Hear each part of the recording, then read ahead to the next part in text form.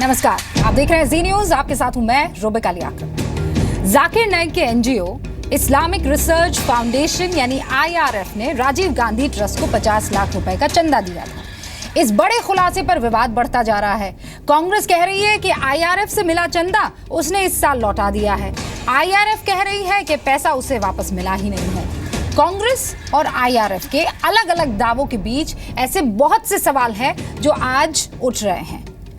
आज ताल ठोक के बहस के सवाल ये कि युवाओं को आतंक के रास्ते पर धकेलने वाले जाकिर नाइक के संगठन ने राजीव गांधी फाउंडेशन को चंदा क्यों दिया। जिस वक्त IRF ने फाउंडेशन को चंदा दिया उस वक्त केंद्र में UPA की सरकार थी। ऐसे में क्या चंदे के बहाने जाकिर नाइक का असल मकसद कुछ और था।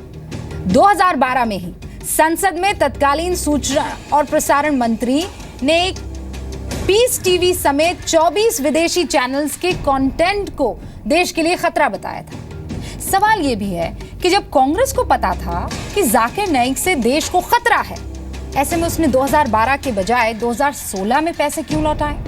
हालांकि IRF डोनेशन के रिफंड की बात से इनकार करने पर सवाल ये कि क्या कांग्रेस के पास कुछ सबूत है जिसके आधार पर वो ये साबित कर सके कि पैसे लौटा दिए गए हैं। और सबसे बड़ा सवाल तो यही कि देश के लिए आतंक का नायक कांग्रेस पर आखिर मेहरबान हुआ तो क्यों हुआ। पहले ये रिपोर्ट और उसके बाद खास मेहमानों से आपका इंट्रोडक्शन।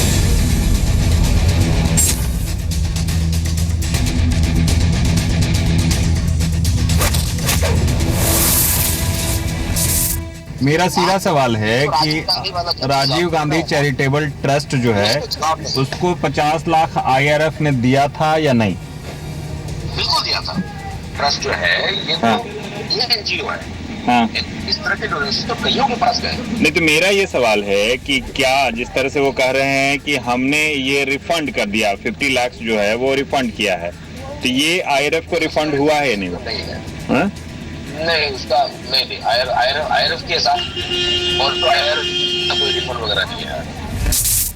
कांग्रेस पार्टी इस बात का जवाब दे अगर उसकी सरकार के तत्कालीन सूचना प्रसारण मंत्री 4 दिसंबर 2012 को सदन के अंदर ये बात कहते हैं कि 24 ऐसे चैनल्स हैं जिनको सुरक्षा एजेंसियों ने बहुत चिंता प्रकट की है, जिसमें पीस टीवी भी है। तो पीस टीवी के संबंध जाकिर नाइक के इस्लामिक रिसर्च फाउंडेशन से वेल नोन है।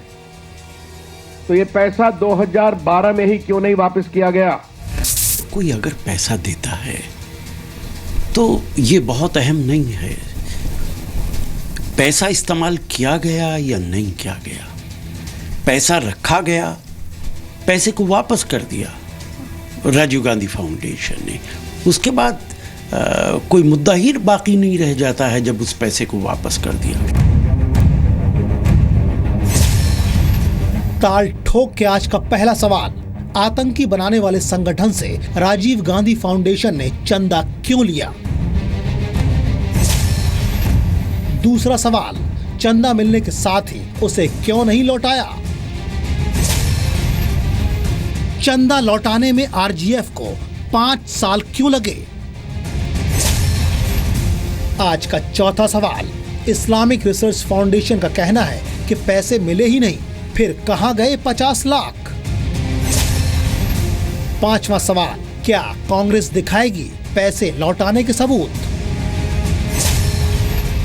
आज का छठा सवाल, क्या आतंक फैलाने वालों की मदद करती है कांग्रेस। ताल ठोक के आज का सातवां सवाल, आतंक का नायक कांग्रेस का हीरो क्यों।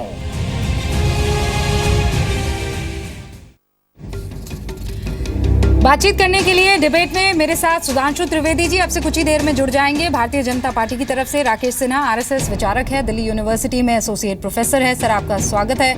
इंडिया पॉलिसी फाउंडेशन के प्रमुख भी है और डॉक्टर KB हेडगवार की जीवनी लिख चुके हैं। संजय झा साहब कांग्रेस के प्रवक्ता हैं, इंडियन क्रिकेट पर एक संकलन लिख चुके हैं। क्रिकेट क्विज बुक और कविताओं का संग्रह प्रकाशित हो चुका है इनकी तरफ से। अतीकुर रहमान साहब रिसर्चर है इस्लामिक स्टडीज़ के रिसर्चर के साथ साथ जाकिर नाइक के समर्थक भी हैं। वो भी हमारे साथ जुड़ गए हैं। झा साहब, आपका भी स्वागत है और कुछ ही देर में हमारे साथ ये साहब भी जुड़ेंगे। मौलाना अंसार रज़ा साहब यहाँ हमारे साथ स्टूडियो में है, इस्लाम धर्म गुरु, इस्लाम धर्म के जानकार, NGO गरीब नवाज फाउंडेशन के अध्यक्ष है और तमाम सामाजिक पहलुओं को अपने पक्ष के साथ रखते हैं। सर, आप सभी का बहुत बहुत स्वागत है। सबसे पहले संजय झा साहब आपके पास, क्योंकि अब तक कांग्रेस का कोई भी नेता, क्योंकि कुछ ही सेकंड पहले ही राशिद अल्वी साहब की हमारे पास बाइट आई है, आपको मैं कम शब्दों में पूरा मौका देती हूं सिलसिलेवार तरीके से, क्योंकि अब तक ऑन कैमरा कोई भी कांग्रेस की तरफ से नेता नहीं आया और इस मसले पर अपनी बात रखी है। बताइए आपका मत। देखिए, सबसे पहले तो हम ये कहना चाहेंगे जी कि यदि जाकिर नाइक पर देशद्रोह का इल्ज़ाम लगाया जा रहा है, मैंने सुना है कि वहाँ पर भाजपा ने कोई प्रेस कॉन्फ्रेंस किया था। मैंने वो पूरा प्रेस कॉन्फ्रेंस खुद नहीं देखा है, लेकिन उसके बारे में मुझे सूचना मिली है। तो ये एक बहुत अहम प्रश्न उठता है कि यदि मोदी सरकार के बड़े बड़े मंत्री लोग जाकिर नाइक को देशद्रोही कह रहे हैं, तो पिछले 2.5 साल में जो IRF को जो विदेशी पैसा आ रहा है, उन्होंने इसको मंजूरी क्यों दी है? ये तो मुझे बड़ा एक अजीब और गरीब एक पाखंडी राजनीति लगता है कि एक तरफ रविशंकर प्रसाद प्रेस कॉन्फ्रेंस में बोलते हैं कि जाकिर नाइक देशद्रोही हैं, उनका कांग्रेस पार्टी के साथ ताल्लुकात है। खैर, वो तो राजनीतिक एक समीक्षा करना उनकी आदत है, उस पर हम बाद में आएंगे। मुझे इस बात से बहुत आश्चर्य हो रहा है और ये ज़रूर आप पूछिएगा जब सुधांशु जी आते हैं कि इन्होंने एक गैर कानूनी संस्था को विदेशी पैसा या देश में भी पैसा आने का कैसे उन्होंने अनुमति दी है, ये मैं जो बहुत मैं चकित भी हूं। साहब, लेटर इन द डिबेट हम इन चीजों पर डिस्कस करेंगे। आप मेरा सवाल नहीं समझे। दूसरी बात, मैं तो आपसे इस पूरे मसले पर मैं जवाब दे रहा हूं। मैं आपको जवाब, लेन देन के मसले पर बोला कि आप मुझे वक्त दे रही है, मैं जवाब दे रहा हूं। नहीं, क्योंकि आप मुद्दा दूसरा, आप वहां चले गए। मैं आपको उसका भी जवाब दे रहा हूं। ठीक है।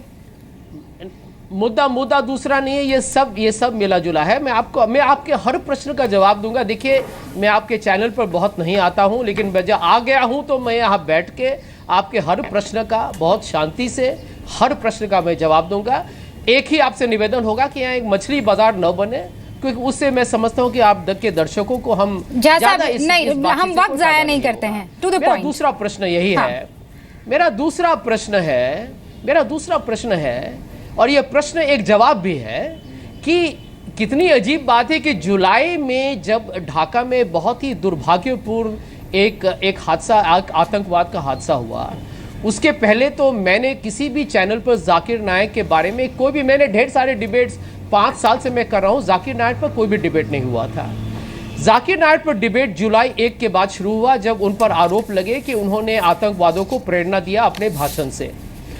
मुझे इस बात का बहुत दुख है और मैं शर्मनाक, मुझे एक भावना आ रहा है कि भारतीय जनता पार्टी और मोदी सरकार ने IRF का लाइसेंस को अगस्त यानी 2 हफ्ते पहले उन्होंने उनके लाइसेंस को रिन्यू किया।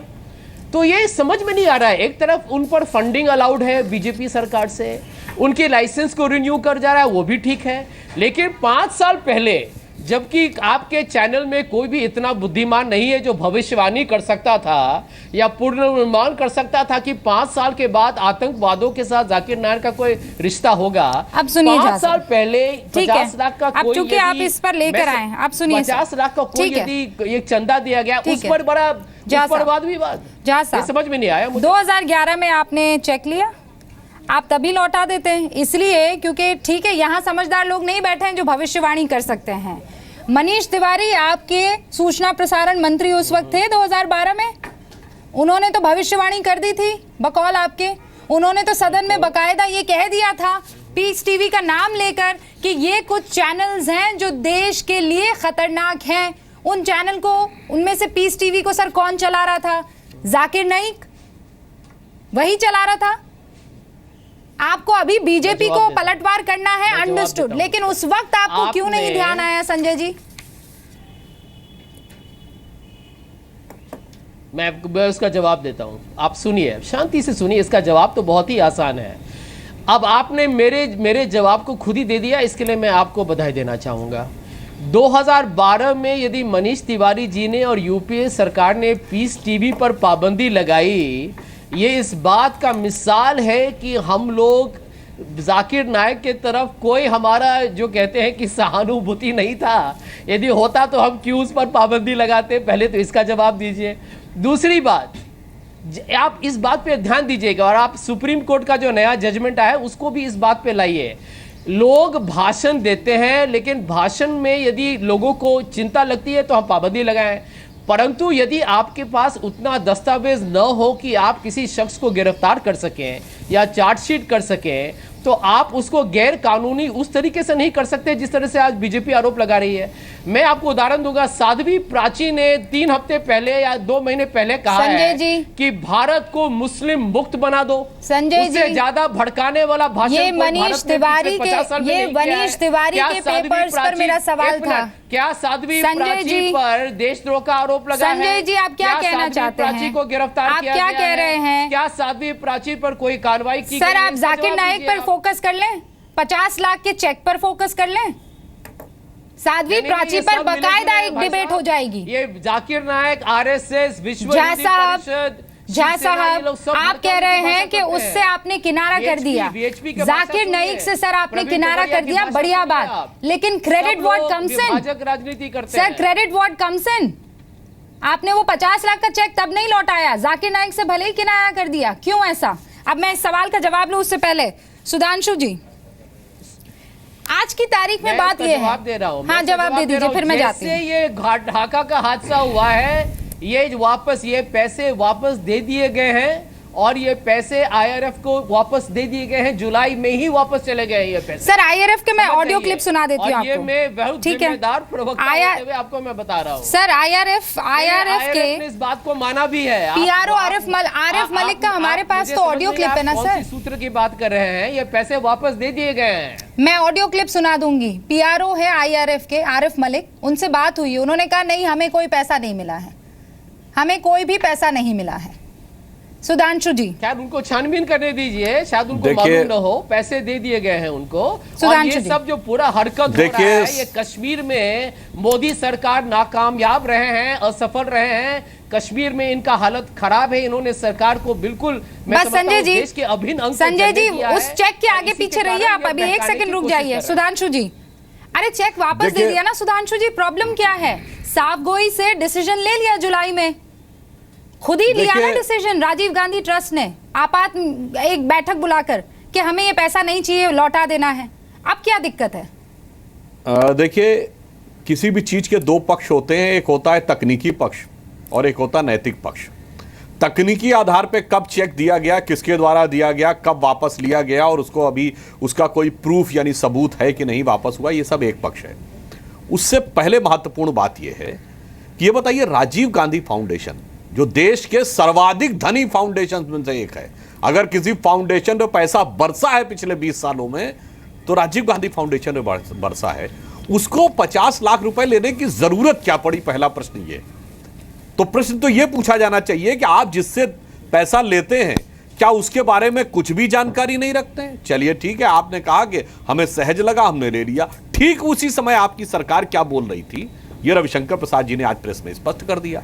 कांग्रेस के सामने समस्या यह है कि इनकी सरकार एडमिनिस्ट्रेटिव यानी प्रशासनिक आधार पे क्या एक चीज बोलती है और इनके नेता वोट बैंक की राजनीति से प्रेरित होकर ठीक उलट बोलते हैं। जैसे 26/11 का हमला था, सरकार क्या कह रही थी कि दोषी पाकिस्तान है और पाकिस्तान से आतंकवादियों की मांग की जानी चाहिए, और दिग्विजय सिंह जी जाके मुंबई में एक पुस्तक का विमोचन कर रहे थे कि 26/11 इज आरएसएस कॉन्स्पिरेसी।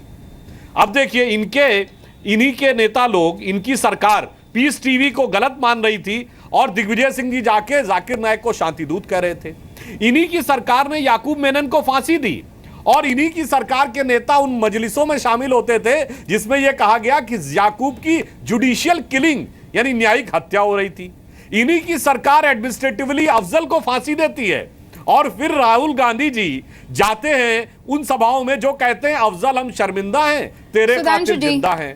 तो इसका मतलब ये तो दोहरा चरित्र है नहीं, कांग्रेस ये का। मेरा टॉपिक आज ये नहीं है। मेरा टॉपिक आप जानते हैं क्या है? मेरा टॉपिक है आईआरएफ की तरफ से 50 लाख रुपए का चेक कांग्रेस को देना। संजय जी जवाब दीजिए। मैंने तो आपसे बहुत सीधे शब्दों में ये पूछा था कि सर बता दीजिए, क्लैरिटी इस पिक्चर की जरा दे दीजिए। आप वहां जम्मू कश्मीर चले गए सर, आपको प्राची याद आ गई? क्लैरिटी नहीं आएगी। पहले तो मुझे लगा दाल में कुछ काला है, अब लग रहा है दाल ही पूरी काली है। संजय जी, रूबिका जी, टू द एक बात पॉइंट तो आप मैं और जवाब बोल दूं। दीजिए। एक मैं और बता दूं, ये देखिए ऐसा पहली बार ऐसा नहीं हुआ कि कांग्रेस या उससे जुड़े किसी संगठन पे पैसा लेने का आरोप लगाओ। मैं ये याद दिलाना चाहता हूं, मैं एक चीज और याद दिलाना चाहता हूं, 2006 में वोल्कर रिपोर्ट आई थी, इराक में तेल के कूपनों से पैसा सीधे कांग्रेस को गया था। सर एक कोई जवाब नहीं दिया। एक सेकंड जवाब ले रही हूं मैं, एक सेकंड रुकिए आप। संजय जी, प्रूफ है सर, प्रूफ है कि आपने पैसा दे दिया। बयानबाजी कम करें जरा, बयान सुनिए यहाँ पर जुलाई 1 के पहले आप जरा जी टीवी के रिकॉर्ड में जाइए और मालूम कीजिए आपने कितने बार जाकिर नायक के बारे में अपने प्रोग्राम में चर्चा किया हो। शायद एक बार भी आपने नहीं किया होगा। अब इस बात को हमारे अभिषेक मनु सिंघवी जी ने कल साफ तरीके से जवाब दे दिया है, लेकिन फिर आपको मैं दोहरा दूंगा। वो पैसे हमने वापस कर दिए हैं। न सुधांशु त्रिवेदी में उतना ज्ञान या बुद्धि है कि वो भविष्यवाणी करने वाले थे 2011 में कि अंतर्राष्ट्रीय आतंकवाद इतना भयानक स्थिति हो जाएगा। न आप में उतना ज्ञान है, ना हम में उतना ज्ञान है। हम लोग तो सब मामूली शख्स हैं। तो क्या प्रूफ चाहिए आपको भाई? मैंने यदि हम एक मिनट, यदि आप कहना चाहती है कि हम यहाँ बैठ के झूठ बोल रहे हैं, उसका प्रूफ दे दीजिए। हमने यहाँ पर आपको मैंने बोला है। और सुनिए, ये सुनिए, एक मिनट में आप बीच में मत टोकिए। हमने यदि बोला है कि ये वापस कर दिया गया है तो इसके बारे में यदि हमको जिम्मेदारी है तो ये सरकार को जाएगा, ये आईआरएफ को मालूम होगा। ये आप यहाँ बैठ के हमको पूछेगा कि प्रूफ क्या है? आपको क्या, आप क्या आरोप लगा रही है कि हम लोग यहाँ झूठ बोल रहे हैं? जी, चूंकि आईआरएफ तौर तरीका होना चाहिए बातचीत का। संजय जी, इसीलिए हम आपके जी टीवी पर नहीं आते हैं। संजय जी, क्योंकि आप लोग तो भाजपा के प्रवक्ता हो गए हैं। दिमाग से काम डाउन। संजय जी एक टीवी का सेकंड, सबसे बड़ा जो प्रॉब्लम है संजय जी कि आप लोग, नहीं संजय जी एक सेकंड बात कर रहा हूँ, मैं बहुत शांति से। भाजपा के प्रवक्ता के जैसा कम संजय जी, जिम्मेदार पत्रकार। संजय जी इस पर मैं, मुझे बात नहीं करनी है। संजय जी मैं जान, मुझे मेरा फोकस मत खत्म कीजिए आप। संजय जी, मैं आपसे एक सीधा सवाल आज के तौर पर ये पूछ रही हूँ, देश भी ये जानना चाह रहा है, क्या प्रूफ है सर? आईआरएफ का प्रवक्ता हमें ये कहता है कि हमें किसी तरह का कोई पैसा वापस नहीं लौटाया गया है। क्या एक जिम्मेदार चैनल होने के नाते ये सवाल हम आपसे नहीं पूछेंगे कि क्या प्रूफ है सर कि आपने पैसा लौटा दिया और क्यों इतनी देर की? नहीं, मैं आपको जवाब दे रहा हूं।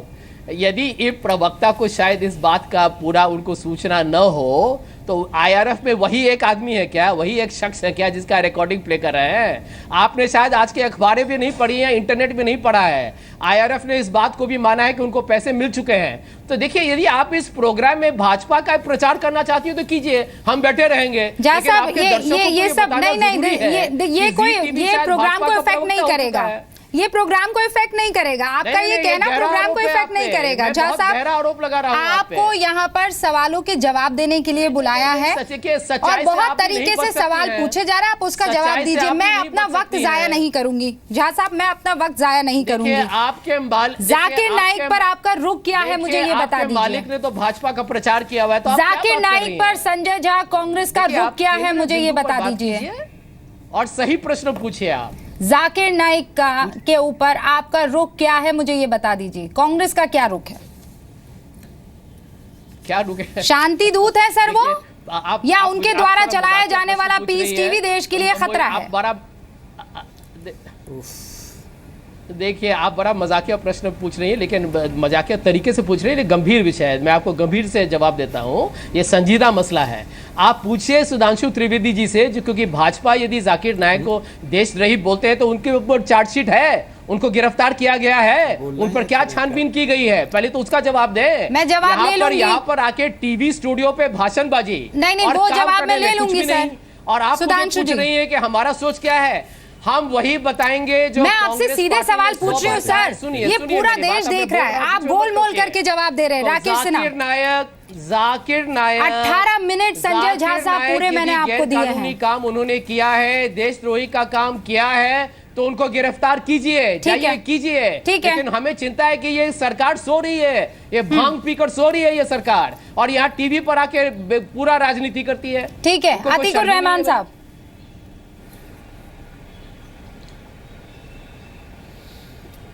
देखिए, मैं दोनों को रिक्वेस्ट करता हूं कि ये संजय झा भी और सुधांशु जी भी ये राजनीति बंद कर दें। पब्लिक 2 महीने से कंफ्यूज है, आप और कंफ्यूज ना करें। सबसे पहली प्रायोरिटी गवर्नमेंट ऑफ इंडिया की ये बनती है कि अपने डिप्लोमेटिक चैनल्स इस्तेमाल करके जाकिर नायक को वापस लाएं। दूसरी चीज़, अगर आपको ये विच हंटिंग करनी है तो विच हंटिंग बहुत अच्छा है, कर लीजिए, लेकिन आज एक स्टेटमेंट इशू कर दीजिए मोदी गवर्नमेंट कि आज के बाद में जितनी एनजीओ हैं वो जो भी पैसा लेंगे और देंगे उसका रिकॉर्ड सारी के सारा गवर्नमेंट ऑफ इंडिया पहले ही स्क्रूटनाइज करेगा। आज अगर टीस्टा शीतलवाद के एनजीओ के ऊपर आपने पाबंदी लगाई है तो क्या आप 15-20 साल में सारे लोगों को जो पैसा दिया और लिया गया है उसके खिलाफ विच हंटिंग करना चाहते हैं? मुद्दा यह है कि आज तक के जाकिर नायक को वापस क्यों नहीं लाया गया? क्या हिंदुस्तान में इतनी ताकत नहीं है? क्या मोदी सरकार में इतनी ताकत नहीं है डिप्लोमेसी में कि वो जाकिर नायक जैसे आदमी को वापस ला सके? और ये ऊंची ऊंची बातें करके 2 महीने से पब्लिक को कंफ्यूज कर रहे हैं। कंफ्यूजन, आप कह रहे हैं कि कंफ्यूज है सरकार, बहुत कंफ्यूज है। मैं सुधांशु जी, मुझे एक लाइन में इसका जवाब दीजिए, फिर मुझे राकेश सिन्हा जी का रुख करना है और मौलाना अंसार रजा भी मेरे साथ बैठे हुए हैं। देखिए, अतीकुर रहमान साहब ने जो बात कही उसमें अपनी बात में टेक्निकल उत्तर दे दिया। किसी भी चीज के बारे में पूछताछ हमेशा पोस्ट फैक्टो होती है, बाद में। आप इनकम टैक्स रिटर्न पहले फाइल करते हैं, इनकम टैक्स डिपार्टमेंट बाद में पूछता है। ऐसा नहीं कि हर बात में आपकी खरीद से पहले पूछता है। इसलिए किसी भी एनजीओ के बारे में जो भी पूछताछ इंक्वायरी होगी उनके रिकॉर्ड देखने के बाद होगी, के बारे में तो वो पहले नहीं होगी। दूसरी बात, आपने वापस लाने की बात कही, तो देखिए एक तरफ तो हमारी सरकार पूरी शांति से, ईमानदारी से काम कर रही है, इसीलिए धीरे धीरे तथ्य सामने निकल के आ रहे हैं। अरे जो व्यक्ति ये कहता है कि मेरे ऊपर कोई भी लांछन नहीं है, वो आने में डर क्यों रहा है? उसके ऊपर आप नहीं प्रश्न कर रहे हैं। हाँ, जब उचित मौका आएगा तथ्यों के साथ हम वापस भी लाएंगे, और उस पर आप निश्चित रहिए। और कांग्रेस से मैं ये कहना चाहता हूँ, वो ये कह रहे हैं कि ललित मोदी को लाइए, एक-एक करके। सुधांशु जी, पहले ललित मोदी को लाइए वापस, एक-एक करके। ठीक है, अब 1 सेकंड रुक जाइए सर। ऐसे ये डिबेट ऐसे नहीं होगा। सुधांशु जी एक-एक करके, संजय जी एक-एक करके, अतीकुर रहमान साहब एक-एक करके, राकेश सिन्हा साहब, मुझे फिर ब्रेक लेना है। राकेश सिन्हा साहब, क्या लग रहा है आपको? एक मिनट, संजय झा जी से एक बात कहना चाहूंगा। नहीं, सुधांशु जी एक सेकंड, सुधांशु जी एक सेकंड। अरे हम अपने राकेश सिन्हा, संजय झा जी 7वीं 5वीं पे कितने साल बाद चर्चित हुई तो लंदन में बैठे। मैंने आवाज आप लोगों की कम कर दी है। ये बहुत कम होता है ताल ठोके में, लेकिन ऐसा मुझे करना पड़ रहा है क्योंकि पॉइंट पर बात होनी आज की तारीख में जरूरी है। राकेश सिन्हा,